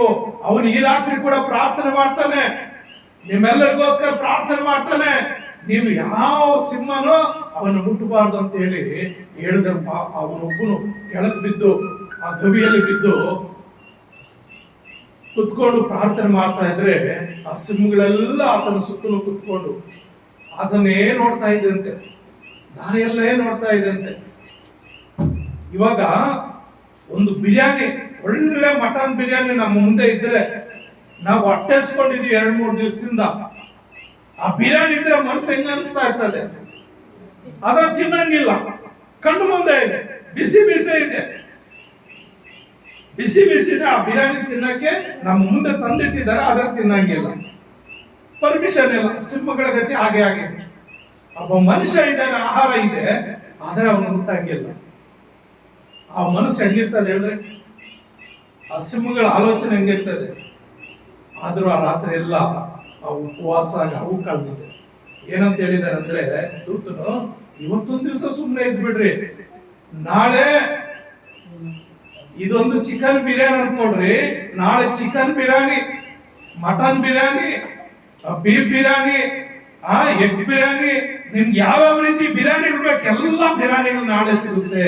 ಈ ಒಂದು ದಿವಸ ನೀವು ಉಪವಾಸ ಇದ್ರಿ ಅಂತ ಹೇಳಿ ಆ ಸಿಂಹಗಳ ಬಾಯಿಗೆ ಬಂಧಿಸಿದ್ದಾನೆ ದೂತನು ಬಂದು. ಪ್ರೇಮನ ಸಹೋದರೇ, 91ನೇ ಕೀರ್ತನೆಯಲ್ಲಿ 11ನೇ ವಚನ ಏನ್ ಹೇಳ್ತದೆ? ನೀನ್ ನಿರ್ಮಲನಾಗಿ ಕಂಡು ಬಂದ್ರೆ ದೇವದೂತ ನಿನ್ನ ಪರವಾಗಿ ತನ್ನ ದೂತನನ್ನ ಕಳಿಸ್ಕೊಡ್ತಾನೆ. ಅಲ್ಲಿ ನಾವು ನೋಡ್ತೇವೆ, ನೀನು ಹೋಗುವಲ್ಲೆಲ್ಲ ನಿನ್ನನ್ನು ಕಾಯೋದಕ್ಕೆ ಆತ ನಿನ್ನ ವಿಷಯವಾಗಿ ತನ್ನ ದೂತರಿಗೆ ಅಪ್ಪಣೆ ಕೊಡುವನು. ನಿನ್ನ ಕಾಲು ಕಲ್ಲಿಗೆ ತಗಲದಂತೆ ಅವರು ನಿನ್ನನ್ನು ಕೈಗಳಲ್ಲಿ ಎತ್ತಿಕೊಳ್ಳುವರು. ಹಲ್ಲೆಲೂಯಾ. ದಾನಿಯೇಲನಿಗೆ ದೇವರ ದೃಷ್ಟಿಗೆ ದಾನಿಯೇಲ ನಿರ್ಮಲ ಕಂಡು ಬಂದಿರೋದ್ರಿಂದ ಆ ಸಿಂಹಗಳ ಬಾಯನ್ನು ಕಟ್ಟಿದ್ದಾನೆ, ಆ ಸಿಂಹಗಳ ಬಾಯನ್ನು ಕಟ್ಟಿದ್ದಾನೆ. ಹಾಗೆ ನೀನು ದಾನಿಯೇಲನ ರೀತಿಯಲ್ಲಿ ನಿನ್ನ ದೇವರಿಗೆ ನಿರ್ಮಲನಾಗಿ ನೀನಿದ್ದರೆ ದಾರಿಯಲ್ಲಿ ನೀನು ಹೋಗುವಾಗ ತನ್ನ ದೂತರಿಗೆ ಕಾವಲು ಏನು ಆಜ್ಞೆ ಕೊಡ್ತಾರೆ. ನನ್ನ ಮಗ ನನ್ನ ಮಗಳು ಪ್ರಯಾಣ ಮಾಡ್ತಾ ಇದ್ದಾರೆ, ದಾರಿಯಲ್ಲಿ ಹೋಗ್ತಾ ಇದ್ದಾರೆ, ಅವರ ಕಾಲು ಕಲ್ಲಿಗೆ ತಗಲದ ಹಾಗೆ ನೀವೇನ್ ಮಾಡ್ಬೇಕು? ಅವ್ರನ್ನ ಕಾವಲಾಗಿದ್ದು ಒಂದು ವೇಳೆ ಎಡು ಬೀಳಂಗಿದ್ರೆ ಅವ್ರನ್ನ ಕೈಗಳಲ್ಲಿ ಎತ್ತಿ ಅವ್ರನ್ನ ಮುಂದೆ ನಡೆಸಿರಿ. ರಾತ್ರಿ ಏನಾಯ್ತು ಪ್ರೇಯರ್ಗೆ ಹೋಗಿದ್ದೀವಿ ನಾವು ಹಿಂದೂಪುರಕ್ಕೆ. ಪ್ರೇಯರ್ಗೆ ಹೋಗಿ ವಾಪಸ್ ಬರುವಾಗ ಸ್ಪೀಡ್ ಅಲ್ಲಿ ಬರ್ತಾ ಇದ್ವಿ, ಆಪೋಸಿಟ್ ಗಾಡಿಗಳು ಜೋರಾಗಿ ಬರ್ತಾ ಇದೆ, ಆ ಕಡೆಯಿಂದ ಜೋರಾಗಿ ಬರ್ತಾ ಇದೆ. ನಾನು ಸ್ವಲ್ಪ ಗಾಡಿ ಸ್ಪೀಡೇ ಓಡಿಸ್ತೀನಿ. ರೋಡ್ ಚೆನ್ನಾಗಿ ಕಾಣ್ತಾ ಇತ್ತು, ಅಂದ್ರೆ ಕಾಣ್ತಾ ಇರ್ಲಿಲ್ಲ ಆಪೋಸಿಟ್ ಲೈಟ್ ಬಂದ್ರೆ. ಅಲ್ಲಿ ಏನಾಯ್ತು, ಚೆಕ್ ಪೋಸ್ಟ್ ಹತ್ರ ಒಂದು ಫ್ಯಾಕ್ಟ್ರಿಗೆ ಅಲ್ಲಿ ಸ್ವಲ್ಪ ಗಲಿಬಿಲಿ ಇರ್ತದೆ, ಅಲ್ಲಿ ಒಂದು ಗುಂಡಿ ಇದೆ, ನನ್ಗೆ ಕಾಣ್ಲಿಲ್ಲ ಗುಡಿ. ಹೋಗುವಾಗ ಒಂದು ಕಡೆ ಹೋದ್ವಿ, ಬರುವಾಗ ಇನ್ನೊಂದು ಕಡೆ ಬರ್ಬೇಕಾದ್ರೆ ಆ ಗುಡ್ಡಿ ಕಾಣ್ಲಿಲ್ಲ. ಯಾರೋ ಮುಂದೆ ಒಂದು ಗಾಡಿ ಪಾಸ್ ಆಗ್ತಾ, ಅವ್ರು ನೋಡ್ಕೊಂಡು ನಾನು ಪಾಸ್ ಆಗ್ತಾ ಇದ್ದೀನಿ. ಆ ಆಪೋಸಿಟ್ ಲೈಟ್ ಜಾಸ್ತಿ ಬರ್ತಾ ಇದೆ, ಕಾರ್ಗಳು ಕಾರ್ ಮೇಲೆ ಕಾರ್ ಬರ್ತಾ ಇದೆ. ಸ್ಪೀಡಲ್ಲೂ ಇದ್ದೀನಿ, 50-60ರಲ್ಲಿ ಇರ್ತೀನಿ. ನನ್ನ ಜೊತೆಯಲ್ಲಿ ಇನ್ನೊಬ್ಬರು ಸೇವಕರು ಇದ್ದಾರೆ. ಆ ಬಂದು ಹಿಂಗೋಯ್ತು, ಜಂಪ್ ಮಾಡಿ ಆ ಗುಂಡಿಯಲ್ಲಿ ಬಿದ್ದು. ಅಂದ್ರೆ ಗಾಡಿ ಚೆನ್ನಾಗಿದೆ, ಟೈರ್ ಚೆನ್ನಾಗಿವೆ, ಹಾಗಾಗಿ ಏನಾಯ್ತು, ಹಿಂಗೆದ್ದು ಅವ್ರು ದೇವರೇ ಸ್ತೋತ್ರ, ಪ್ರಾಣ ಕಾಪಾಡಿದ್ರು, ದೊಡ್ಡ ಅಪರಾಧ ಮಾಡ್ದಪ್ಪ, ದೊಡ್ಡ ಅಪಾಯದಿಂದ ತಪ್ಪಿಸಿದ್ರು. ನಾನು ಹಿಂದೆ ಇದ್ದ ಸೇವಕರು ಅಂದ್ರೆ ನಾನಾಗ್ಲಿ ನೀನಾಗ್ಲಿ ದೇವರ ದೃಷ್ಟಿಗೆ ಯಥಾರ್ಥವಾಗಿದ್ರೆ ಆ ಗುಂಡಿ ಅಲ್ಲ ಒಂದು 10 ಅಡಿ ಆಳಕ್ಕೆ ಬಿದ್ರೂ ಕೂಡ ಏನಾಗೋದಿಲ್ಲ. ಆ ಒಂದು ಗಾಳಿ ಎದುರು ಬಂದ್ರು ಕೂಡ ಗಾಡಿನ ಪಕ್ಕ ತಳ್ತಾನೆ ಹೊರತು. ನಮ್ಮ ಪಾಸ್ಟರ್ ನಾನು ಇದ್ದಾಗ ಒಂದ್ಸಲ ಕೇಳ್ರಿ, ಮಾನಸ ಸರ್ಕಾರಲ್ಲಿ ಗಾಡಿ ಓಡಿಸ್ಕೊಂಡು ಬರ್ಬೇಕಾದ್ರೆ ಅವರೊಬ್ರು ಯಾವ ಫಾಸ್ಟ್ ಆಗಿ ಬಂದ, ನಾವ್ ಅಲ್ಲಿ ಟರ್ನ್ ಆಗ್ಬೇಕು. ಅಲ್ಲೇನಾಯ್ತು ಗೊತ್ತಾ, ನಾವ್ ಇನ್ನು ಇಲ್ಲಿದ್ದೀವಿ, ಆ ರೋಡ್ ಅಷ್ಟು ದೂರದಾಗ ಬಿದ್ದೋದ್ರು ಅವ್ರಿಬ್ರು. ಫಾಸ್ಟ್ ಆಗಿ ಅಷ್ಟು ಫಾಸ್ಟ್ ಆಗಿ ಬಂದರು, ಅವ್ರ ಅಷ್ಟು ದೂರದಲ್ಲಿ ಬಿದ್ದೋಗ್ಬಿಟ್ರು. ಅವಾಗ ಸೈಕಲ್ ಇತ್ತು, ಗಾಡಿ ಇರ್ಲಿಲ್ಲ. ಆಗ ಸುತ್ತಲೂ ನೋಡಿದವ್ರು, ನಿಮ್ದೇನ್ ತಪ್ಪಿಲ್ಲ, ಅವರೇ ದುರಂಕಾರ ಹೋದ್ರಿ ನೋಡ, ಅವ್ರ ಕೈಕಾಲುಗಳೆಲ್ಲ ಹೊಡ್ಕೊಂಡಿದ್ದಾರೆ ಅಂದ್ರೆ ನಮ್ಮನ್ನ ಸೋಕ್ಲೇ ಇಲ್ಲ ಅವರು. ಕಾರಣ ಏನಂದ್ರೆ ಅವರು ಸೈತಾನ ಅನೇಕ ವಿಧಗಳಲ್ಲಿ ಕುತಂತ್ರ ಮಾಡಿ ತನ್ನ ಮಕ್ಕಳನ್ನ ಏನು ದೇವರ ಮಕ್ಕಳನ್ನ ನಾಶ ಮಾಡಕ್ಕೆ ಪ್ರಯತ್ನ ಮಾಡಿದ್ರೆ ದೇವರು ಏನ್ ಮಾಡ್ತಾನೆ ಅಂತ ದೂತರು ಕಳಿಸಿ ಅವ್ರು ನಮ್ಮನ್ನ ತಾಕದ ರೀತಿಯಲ್ಲಿ ದೂರದಲ್ಲಿ ಬಿದ್ದೋಗಂಗ್ ಮಾಡ್ಬಿಡ್ತಾರೆ. ಹಾಗೆ ಇಲ್ಲಿ ದಾನಿಯೇಲನಿಗೆ ಆ ಸಿಂಹಗಳ ಗವಿಯಲ್ಲಿ ಹಾಕಿದ್ರು, ದೇವದೂತನ್ ಬಂದು ಏನ್ ಮಾಡ್ತಾ ಇದ್ದಾನೆ, ಪ್ರೊಟೆಕ್ಷನ್ ಕೊಡ್ತಾ ಇದ್ದಾನೆ. ಅದಕ್ಕೆ ಪ್ರತಿಯೊಬ್ಬರು ದಾನಿಯೇಲನ ರೀತಿಯಲ್ಲಿ ಕೆಲಸದಲ್ಲಿ ಆಲಸ್ಯ ಮಾಡಬಾರ್ದು, ಹೋಗೋದು ಲೇಟ್ ಮಾಡಬಾರ್ದು. ಯಾವುದೇ ಒಂದು ಕೆಲಸದಲ್ಲಾಗ್ಲಿ, ಚರ್ಚಿಗೆ ಬರೋದ್ರಲ್ಲಿ ಕೂಡ ಆಲಸ್ಯ ಮಾಡಬಾರ್ದು, ಮತ್ತು ಪ್ರಾರ್ಥನೆಯಲ್ಲಿ ಕೂಡ ಆಲಸ್ಯ ಮಾಡಬಾರ್ದು. ದೇವ ಭಕ್ತಿಯಲ್ಲಿ ದಾನಿಯೇಲನನ್ನು ನೋಡೋ ಅಂತ ಕಟ್ಟಪ್ಪಣೆ ಇದ್ರು ಕೂಡ ಅವನೇನ್ ಮಾಡ್ತಾರೆ, ದಿನಕ್ಕೆ ಹೋಗಿ 3 ಹೊತ್ತು ಪ್ರಾರ್ಥನೆ ಮಾಡ್ತ. ಕಾರಣ ಅವನಿಗೊಂದು ನಂಬಿಕೆ ಇದೆ, ಲೋಕದಲ್ಲಿರುವಂತಹ ಸೈತಾನನು ನಾನಾ ರೀತಿ ಕುತಂತ್ರ ಮಾಡಿದ್ರು, ಆ ಲೋಕದಲ್ಲಿ ಇರುವವರಿಗಿಂತ ನನ್ನಲ್ಲಿ ನಾನು ನಿತ್ಯ ಭಜಿಸುವಂತ ಆರಾಧಿಸುವಂತ ನನ್ನ యేసయ్య ಆತನು ಸರ್ವಶಕ್ತನಾಗಿರಿಂದ ಎಲ್ಲದರಿಂದ ಬಿಡಿಸ್ತಾನಂತ ನಂಬಿಕೆಯಿಂದ ಅವನು ಪ್ರಾರ್ಥನೆ ಮಾಡ್ತಾ ಇದ್ದ. ಆದರೆ ಸೈತಾನ್ ಕುತಂತ್ರ ಮಾಡ್ದ, ಸಿಂಹಲ್ ಗವಿಯಲ್ಲಿ ಹಾಕಲ್ಪಟ್ಟ, ಆದರೆ ಯಾವ ಸಿಂಹ ಅವನನ್ನ ಮುಟ್ಟಕ್ಕಾಗ್ಲಿಲ್ಲ. Hallelujah, hallelujah. ಸರಿ, ಬಂದ ರಾಜನಾದ ನಿಮ್ಗೆ ನಾನು ಯಾವ ದ್ರೋಹ ಮಾಡ್ಲಿಲ್ಲ ಅಂತ ಹೇಳುವಾಗ ರಾಜನ ಹೇಳ್ತಾ ಇದ್ದಾನೆ, ಎಲ್ಲಿದ್ದೀರಿ ಸೈನಿಕರು ಅಂತ ಎಲ್ಲರೂ ಪಕ್ಕದಲ್ಲಿ ಇದ್ದಾರೆ. ರಾಜನೇ, ಇದು ಸಿದ್ಧವಾಗಿದ್ದೀವಿ. ಆ ದಾನಿಯೇಲನ ಮೇಲಕ್ಕೆತ್ರಿ, ಆ ದಾನಿಯೇಲನ ಮೇಲಕ್ಕೆತ್ರಿ, ಯಾಕಂದ್ರೆ ಅವನು ಭಜಿಸುವಂತ ದೇವರು ಅವನ್ನ ರಕ್ಷಿಸಿದ್ದಾರೆ ಸರ್. ದೂತನ ಕಳಿಸಿ ಮೇಲಕ್ಕೆತ್ರಿ. ಆ ಮೇಲಕ್ಕೆತ್ತಿದ್ರು. ಆಮೇಲೆ ದಾರ್ಯಾವೇಶನಾದ ರಾಜನ ಏನ್ ಮಾಡ್ತಾನೆ, ಈ ದಾನಿಯೇಲನ ಮೇಲೆ ಚಾಡಿ ಹೇಳಿದ್ರಲ್ಲ, ತಪ್ಪು ಹೊರಿಸಿದ್ರಲ್ಲ, ನಾನು ದಿನೆಲ್ಲ ಎಣಗಾಡ್ದೆ, ಇವ್ನ ಏನಾದ್ರು ಮಾಡಿ ತಪ್ಪಿಸೋದಕ್ಕೆ ನನ್ನನ್ನೇ ಅವ್ರು ಕಾನೂನಾತ್ಮಕ ಸಿಕ್ಕಾಕಕ್ಕೆ ಪ್ರಯತ್ನ ಮಾಡಿದಾರಲ್ಲ, ಅವರೆಲ್ಲರೂ ಕರ್ಕೊಂಡು ಎಷ್ಟು ಜನ ಅಲ್ಲಿ 1ನೇ ವಚನ ಎಷ್ಟು ಜನ ಇದ್ದಾರಮ್ಮ? 6:1 ದಾನಿಯೇಲ 6:1 120 ಜನ, 120 ಮಂದಿ ದೇಶಾಧಿಪತಿಗಳು ಮತ್ತೆ ಮೇಲಾಧಿಕಾರಿಗಳು 120 ಮಂದಿ. ಎಷ್ಟಾಯ್ತು? 120 ಎಷ್ಟಾಯ್ತು? 240 ಆಯ್ತು. 240 ಜನ ಮತ್ತೆ ಅವ್ರಿಗೆ ಹೆಂಡತಿಗಳು 204 ಜನಕ್ಕೆ ಒಬ್ಬೊಬ್ಬ ಹೆಂಡತಿನ ಲೆಕ್ಕ ಹಾಕೋ. ಎಷ್ಟಾಯ್ತು? 240 480 ಜನ ಆಯ್ತು. 480 ಜನಕ್ಕೆ ಅಲ್ಲಿಗೆ 240 ಜನಕ್ಕೆ ಇಬ್ಬರಿಬ್ಬರು ಮಕ್ಕಳ ಲೆಕ್ಕ ಹಾಕೋ.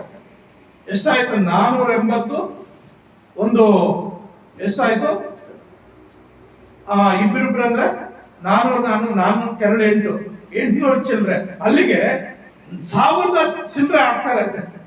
1000 ಚಿಲ್ಲರೆ ಜನರು ಇಲ್ಲೇ ನೋಡ್ರಿ. ಗೋದಾಮಲ್ಲಿ 23ನೇ ವಚನದಲ್ಲಿ 24ನೇ ವಚನ ಅದು. ಅನಂತರ ರಾಜನು ಆಜ್ಞಾಪಿಸಲು ದಾನಿಯೇಲನ ಮೇಲೆ ದೂರು ಹೊರಿಸಿದವರನ್ನು ತಂದು ಅವರನ್ನು ಅವರ ಹೆಂಡತಿ ಮಕ್ಕಳನ್ನು ಸಿಂಹಗಳ ಗವಿಯಲ್ಲಿ ಹಾಕಿಬಿಟ್ರು. ನೋಡ್ರಿ, ಯಾರ್ಯಾರು ದೇಶಾಧಿಪತಿಗಳು ದೂರ ಹೋಗಿಸಿದ್ದಾರೆ, ಮೇಲಾಧಿಕಾರಿಗಳು ದೂರ ಹೋಗಿಸಿದ್ದಾರೆ, ಅವರು ಸೇರಿ 240 ಜನ ಆಗ್ತಾರೆ. 240 ಜನಕ್ಕೆ ಹೆಂಡತಿಗಳು 240, 480 ಆಯ್ತು. ಅಲ್ಲಿಗೆ ಇಬ್ಬೊಬ್ರು ಮಕ್ಕಳಂದ್ರೆ 480 800 960 ಜನ. 960 ಪ್ಲಸ್ 480 ಎಷ್ಟಾಯ್ತು? 1400 ಜನ ಆಯ್ತು. 1400 ಜನನ್ನ ತಗೊಂಡು ಬಂದು ಸಿಂಹದ ಗವಿಯಲ್ಲಿ ಹಾಕ್ಬಿಡ್ತಾ ಇದ್ರು. ಅಲ್ಲಿ ಸಿಂಹದ ಗವಿಯಲ್ಲಿ ಹಾಕುವಾಗ ನೋಡ್ರಿ ಅಲ್ಲಿ ಏನಾಗುತ್ತೆ ಅಂದ್ರೆ ಹಾಕಿಬಿಟ್ಟರು. ಅವರು ಗವಿಯ ಅಡಿಯಲ್ಲಿ ಮುಟ್ಟುವುದರೊಳಗೆ ಸಿಂಹಗಳು ಅವರ ಮೇಲೆ ಹಾರಿ ಅವರ ಎಲ್ಲಾ ಎಲುಬುಗಳನ್ನು ಚೂರು ಚೂರು ಮಾಡಿದ. ಹಲ್ಲೆಲೂಯಾ. ಪ್ರಿಯ ನನ್ನ ಸಹೋದರರೇ, ಯಾವುದೇ ಕಾರಣಕ್ಕೂ ಸಿಂಹಗಳು ಮೂಳೆಗಳನ್ನು ಮುರಿಯೋದಿಲ್ಲ, ಮೂಳೆಗಳು ಮುಟ್ಟೋದಿಲ್ಲ, ಮೂಳೆಗಳು ಕಚ್ಚೋದಿಲ್ಲ. ನೀವು ಅನಿಮಲ್ ಪ್ಲಾನೆಟ್ಸ್ ಗಳಲ್ಲಿ ನೋಡ್ರಿ, ದೊಡ್ಡ ದೊಡ್ಡ ಎಮ್ಮೆಗಳಾಗ್ಲಿ ಜಿಂಕೆಗಳಾಗ್ಲಿ ಯಾವುದೇ ಒಂದು ಪ್ರಾಣಿನ ಕೊಂದ್ರು ಕೂಡ ಆ ಮೂಳೆಗಳು ಕಚ್ಚೋದಿಲ್ಲ, ಬರೀ ಮಾಂಸ ಮಾತ್ರ ತಿಂತದೆ, ಬಿಟ್ಬಿಡ್ತವೆ. ಆದ್ರೆ ಇಲ್ಲಿ 1400 ಜನ ಆ ಗವಿಯಲ್ಲಿ ಹೋಗಿದ್ದಾರೆ. ಆ 1400 ಜನರ ಮೂಳೆಗಳು ಚೂರು ಚೂರು ಮಾಡಿದಂದ್ರೆ ಆ ಒಳಗಡೆ ಎಷ್ಟು ಸಿಂಹಗಳಿರ್ತವೆ ಆ ಗವಿಯಲ್ಲಿ. ಆ ಗವಿಯಲ್ಲಿ ಎಷ್ಟು ಸಿಂಹಗಳಿರ್ತವೆ ಲೆಕ್ಕ ಮಾಡ್ಕೊಳ್ರಿ. ಅದಕ್ಕೆ ದೂತನನ್ನು ಕಳಿಸ್ಕೊಟ್ಟು, ನೀವು ಇಷ್ಟು ಸಿಂಹಗಳಿದ್ದಾರೆ, ಆ ಒಬ್ಬ ವ್ಯಕ್ತಿ ಬಂದ ನಿಮ್ಗೆ ಯಾಕೆ ಸಾಕಾಗಲ್ಲ, ಬಿಟ್ಬಿಡ್ರಿ ಅವನ್ನ. ಇವತ್ತು ಸುಮ್ಮನೆ ಇಟ್ಬಿಡ್ರಿ, ಇದೊಂದು ಚಿಕನ್ ಬೇರೆ ಅನ್ಕೊಂಡು ಬಿಟ್ಬಿಡ್ರಿ, ನಾಳೆ ಎಲ್ಲಾ ರೀತಿ ಬಿರಿಯಾನಿ. ಎಷ್ಟು ಬಿರಿಯಾನಿಗಳು? 1400 ಆ ರೀತಿ ಐಟಮ್ಸ್ ನಿಮ್ಗೆ ಬರ್ತದೆ. ನನ್ನ ಮಾಂಸ ಒಂದು ಟೇಸ್ಟ್ ಇರ್ತದೆ, ಇನ್ನೊಬ್ಬರ ಮಾಂಸ ಒಂದು ರೀತಿ ಟೇಸ್ಟ್ ಇರ್ತದೆ. ಕುರಿ ಮಾಂಸ ಒಂದು ಟೇಸ್ಟ್ ಇರುತ್ತೆ, ಕೋಳಿ ಮಾಂಸ ಒಂದು ರೀತಿ ಟೇಸ್ಟ್ ಇರುತ್ತೆ, ಮೇಕೆ ಮಾಂಸ ಒಂದು ರೀತಿ, ಒಂದೊಂದು ರೀತಿಯ ಮಾಂಸಗಳು ಬೇರೆ ಬೇರೆ ಟೇಸ್ಟ್ ಇರ್ತದೆ. ಹಾಗೆ ಎಲ್ಲಾ ಟೇಸ್ಟ್ ನೋಡುವ ರೀತಿಯಲ್ಲಿ ಅಲ್ಲಿ ಏನಾಗಿತ್ತು, ಆ ಸಿಂಹಗಳಿಗೆ ತುಂಬಾ ದೊಡ್ಡ ಹಬ್ಬ ಮಾಡಿಕೊಟ್ಟ ದೇವರು. ಹಾಗಾಗಿ ಪ್ರಿಯರೇ, ನೀವು ಯಥಾರ್ಥವಾಗಿ ದೇವರ ದೃಷ್ಟಿಗೆ ಸರಿಬೀಳೋದನ್ನ ಮಾಡಿ ದೇವರಿಗೆ ನಿರ್ಮಲರಾಗಿ ಕಾಣಬಂದ್ರೆ, ಆ ದಾನಿಯೇಲನು ಯಾವ ರೀತಿ ಆ ಸಿಂಹಗಳ ಬಾಯಿಂದ ರಕ್ಷಿಸಲು ಆತನ ಶಕ್ತನಾದನು, ಹಾಗೆ ಈ ಲೋಕದಲ್ಲಿ ನೀವು ಜೀವಿಸುವಾಗ ಆ ಸಿಂಹಗಳ ರೀತಿಯಲ್ಲಿ ಸೈತಾನ ಅನೇಕ ವಿಧಗಳಲ್ಲಿ ನಿನ್ನ ಮೇಲೆ ಕುತಂತ್ರ ತಂದು ಅನೇಕ ರೀತಿಯಲ್ಲಿ ನಿನ್ನ ಹಾಳು ಮಾಡೋದಕ್ಕೆ ಆ ಸೈತಾನ ಪ್ಲಾನ್ ಮಾಡಿದ್ರು. ನೀನು ದಾನಿಯೇಲನ ರೀತಿಯಲ್ಲಿ ದೇವ ಭಯಭಕ್ತಿಯಲ್ಲಿ ಮತ್ತು ನಿನ್ನ ಕೆಲಸ ಕಾರ್ಯಗಳಲ್ಲಿ ದೇವರ ಆರಾಧನೆ ಮಾಡುವುದರಲ್ಲಿ ಸಭೆಗೆ ಬರುವ ವಿಷಯದಲ್ಲಿ ನೀನು ನಿರ್ಮಲನಾಗಿ ದೇವರ ದೃಷ್ಟಿ ಕಂಡು ಬಂದ್ರೆ, ಆಗ ದೇವರು ಏನ್ ಮಾಡ್ತಾನೆ, ನಿನ್ನನ್ನು ರಕ್ಷಿಸ್ತಾನೆ. ಮತ್ತು ಈ ಲೋಕದಲ್ಲಿರುವಂತಹ ಮನುಷ್ಯರು ನಿನಗೆ ಒಳ್ಳೆ ಹೆಸರು ಕೊಟ್ಟು, ಇಲ್ಲ ಆ ಮನುಷ್ಯ ಅಂತವನಲ್ಲ, ಇಲ್ಲ ಆ ಮನುಷ್ಯನು ಅಂತವಳಲ್ಲ, ಆಕೆ ಒಳ್ಳೆಯವಳು, ಆತನು ಒಳ್ಳೆಯವನು ಅಂತೇಳಿ ಮನುಷ್ಯರ ಸಮ್ಮತಿನೂ ಸಿಗುತ್ತೆ, ದೇವರ ದಯೆ ಕೂಡ ನಿನ್ ಸಿಗುತ್ತೆ. ಆದ್ದರಿಂದ ಪ್ರಿಯ ನನ್ನ ಸಹೋದರರೇ, ಅಷ್ಟೇ ಅಲ್ಲದೆ ಅಲ್ಲಿ ಮುಂದಕ್ಕೆ ನೋಡುವಾಗ ಅಲ್ಲಿ ಏನಾಗುತ್ತಂದ್ರೆ, ಆಗ ರಾಜನಾದ ದಾರ್ಯಾವೇಶನು ಲೋಕದಲ್ಲೆಲ್ಲ ವಾಸಿಸುವ ಸಕಲ ಜನಾಂಗ ಕುಲ ಭಾಷೆಗಳವರಿಗೆ ಈ ಪ್ರಸಿದ್ಧ ಪತ್ರವನ್ನು ಬರೆಸಿದನು. ಈ ಪ್ರಸಿದ್ಧ ಪತ್ರ ಒಂದು ಹೊಸ ರಾಜಾಜ್ಞೆ ಏನನ್ನು ಬರೆಸ್ತಾ ಇದ್ದಾನೆ, ನಿಮಗೆ ಸುಖವು ಹೆಚ್ಚೆಚ್ಚಾಗಲಿ, ನಾನಾಳುವ ರಾಜ್ಯದವರೆಲ್ಲರೂ ದಾನಿಯೇಲನ ದೇವರಿಗೆ ಭಯಭಕ್ತಿಯಿಂದ ನಡೆದುಕೊಳ್ಳಬೇಕೆಂದು ಆಜ್ಞಾಪಿಸುತ್ತೇನೆ. ಹಲ್ಲೆಲೂಯಾ. ನೋಡ್ರಿ, ಆ ಒಂದು ದೇಶದಲ್ಲಿ ದಾನಿಯೇಲನ ಒಬ್ಬನು ನಿರ್ಮಲನಾಗಿ ದೇವರ ದೃಷ್ಟಿಗೆ, ಆ ರಾಜನ ದೃಷ್ಟಿಗೆ ಕಂಡು ಬಂದಿದ್ದರಿಂದ ಆ ದಾನಿಯೇಲನ ನಿಮಿತ್ತ ಆ ರಾಜ್ಯದಲ್ಲಿರುವಂತ ಎಲ್ಲ ವ್ಯಕ್ತಿಗಳಿಗೂ, ಎಲ್ಲ ಪ್ರಜೆಗಳಿಗೆ ಏನಾಗ್ತಾ ಇದ್ದಾನೆ, ಆ ದಾನಿಯೇಲನ ದೇವರಿಗೆ ಭಯಭಕ್ತಿಯುಳ್ಳವರಾಗಿ ನಡ್ಕೊಳ್ಬೇಕು. ಅವರ ದೇವರನ್ನ ಅಷ್ಟು ಮಾತ್ರ ನೀವು ದೂಷಿಸಬಾರದು, ಅವರ ದೇವರನ್ನ ಎಷ್ಟು ಮಾತ್ರ ನೀವು ಅಲ್ಲಗಳೆಯಬಾರದು, ಅವರ ದೇವರನ್ನ ಭಯಭಕ್ತಿಯಲ್ಲಿ ನೀವು ಸೇವಿಸಬೇಕು. ಯಾಕೆಂದ್ರೆ ದಾನಿಯೇಲನ ಅಷ್ಟು ಸಿಂಹಗಳ ಕೈಯಿಂದ ಬಿಡಿಸಿದ ದೇವರು ನಿಮ್ಮನ್ನು ಕೂಡ ಬಿಡಿಸ್ತಾನೆ, ನಿಮ್ಮನ್ನು ಕೂಡ ರಕ್ಷಿಸ್ತಾನೆ ಅಂತ ಹೇಳಿ ಏನ್ ಮಾಡ್ತಾನೆ, ಆತನ ಮುಂದಕ್ಕೆ ಏನ್ ಹೇಳ್ತಾ ಇದ್ದಾನೆ, ಆತನೇ ಜೀವ ಸ್ವರೂಪನಾದ ಸನಾತನ ದೇವರು. ಏನಂತೆ, ಆತನೇ ಯಾರು, ರಾಜಾದಿರಾಜನು ಕರ್ತನು ಆಗಿರುವ ತಂದೆಯಾದ ಯೆಹೋವ ದೇವರು, ಆತನ ಸನಾತನ ದೇವರು ಮತ್ತು ಆತನ ರಾಜ್ಯವು ಎಂದಿಗೂ ಆಳಿಯದು, ಆತನ ಆಳಿಕೆ ಶಾಶ್ವತವಾಗಿರುವುದು, ಆತನು ಉದ್ಧರಿಸುವನು, ರಕ್ಷಿಸುವನು, ಭೂಮಿ ಆಕಾಶಗಳಲ್ಲಿ ಅದ್ಭುತ ಮಹತ್ವಗಳನ್ನು ನಡೆಸುವನು ಆಗಿದ್ದಾನೆ. ಆತನೇ ದಾನಿಯೇಲನು ಸಿಂಹಗಳ ಕೈಯಿಂದ ತಪ್ಪಿಸಿದನು. Hallelujah, hallelujah.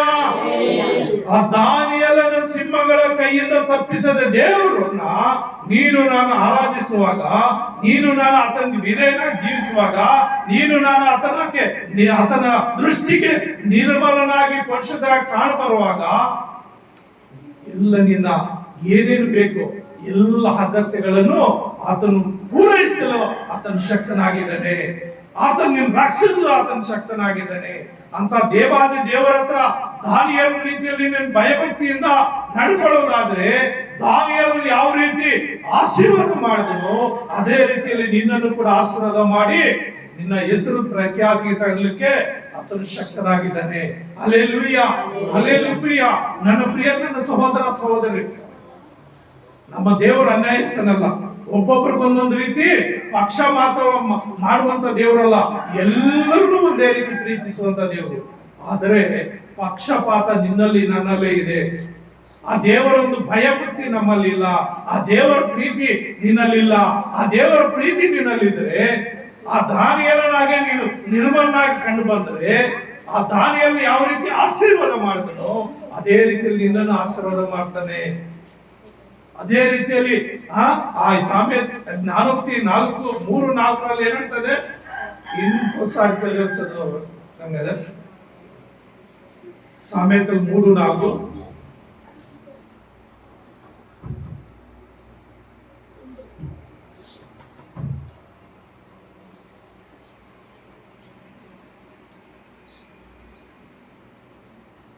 ತೆಲುಗಲ್ಲಿ ಕೆಲವು ಪದಗಳು ಸ್ಪಷ್ಟವಾಗಿ ಬರೆದಿದ್ದಾರೆ, ಕನ್ನಡದಲ್ಲಿ ಕೆಲವು ಸ್ಪಷ್ಟವಾಗಿ ಕಾಣಲ್ಲ. ಇಲ್ಲಿ ಕನ್ನಡದಲ್ಲಿ ದಯೆ ಅಂತಿದೆ. ಅప్పుడు దేవుని దృష్టి యందును మానవుల దృష్టి యందును నీవు దయనుంది మంచివాడవని ಅನಿಪಿಸಿಕೊಂಡವು. ಹಲ್ಲೆಲೂಯಾ. ನೋಡಿ, ಇಲ್ಲಿ ದಾನಿಯೇಲನು ಅದೇ ರೀತಿಯಲ್ಲಿ దేవుని దృష్టియందు మంచివాడుగా ఉంటాడు, మనుషుల దృష్టియందు కూడా మంచివాడని అనిపించుకుంటాడు. కాబట్టి ప్రియమైన సహోదర సహోదరి, దేవుని బిడ్డలారా, దేవుని దృష్టియందు మనుషుల దృష్టియందు నువ్వు మంచివాడు మంచిదానివి అనిపించుకుంటే దాని కింద మిన్నైంది ఏమీ లేదు. కాబట్టి ದಾನಿಯೇಲು ನಾನು ಏಕೆಂದ್ರೆ ಆತನ ದೃಷ್ಟಿಗೆ ನಿರ್ಮಲನಾಗಿ ಕಂಡು ಬಂದೆನು, ರಾಜನಾದ ನಿನಗೂ ಯಾವ ದ್ರೋಹವನ್ನು ಮಾಡಲಿಲ್ಲ. ಅಂದ್ರೆ ನೀನ್ ಏನ್ ಆಜ್ಞೆ ಕೊಟ್ಟಿ ಅದರ ಪ್ರಕಾರ ನಾನು ನಡ್ಕೊಂಡಿದ್ದೀನಿ ಅಂತ ಹೇಳ್ತಾರೆ. ಆದರೆ ಪ್ರಿಯ ನನ್ನ ಸಹೋದರ ಸಹೋದರಿ,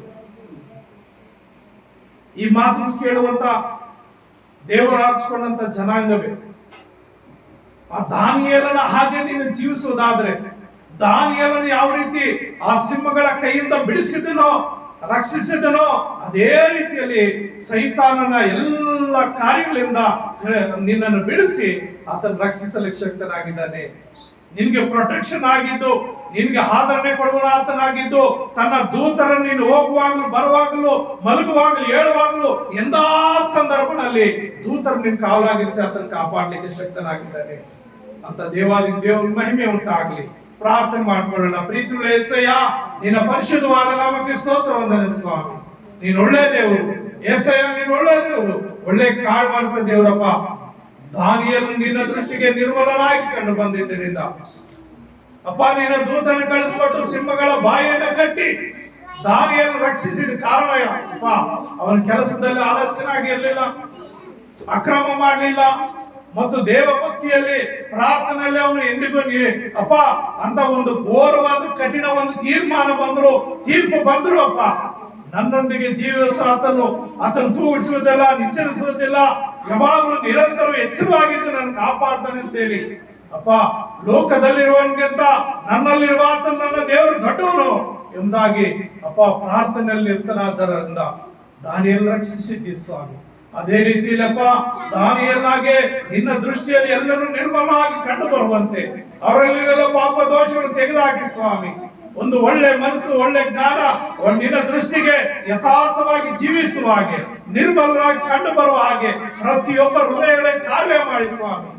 ಪ್ರತಿಯೊಬ್ಬೊಬ್ಬರು ನೀನೇ ರಕ್ಷಿಸಿ ಆಶೀರ್ವದಿಸಬೇಕೆಂದು ಯೇಸು ಕ್ರಿಸ್ತನ ಒಂದೇ ನಾಮದಲ್ಲಿ ಪ್ರಾರ್ಥನೆ ಬೇಡುತ್ತೇನೆ ತಂದೆ. Amen, amen, amen.